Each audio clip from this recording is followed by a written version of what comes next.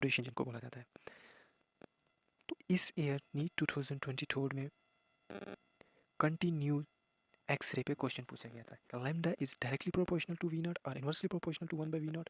तो option right को था lambda is inversely proportional to 1 by V naught, ये क्वेश्चन पूछा गया था।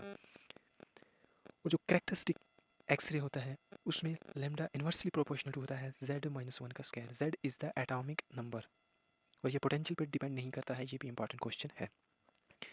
तो next topic is the reflecting surface. Reflecting surface पे बात करेंगे, इसका रेडिएशन प्रेशर क्या होता है। रेडिएशन प्रेशर जो होता है इसका force by area, we all know this is the basic formula. तो इसको हम लिख सकते हैं twice time intensity divide by speed of light, this is the radiation pressure.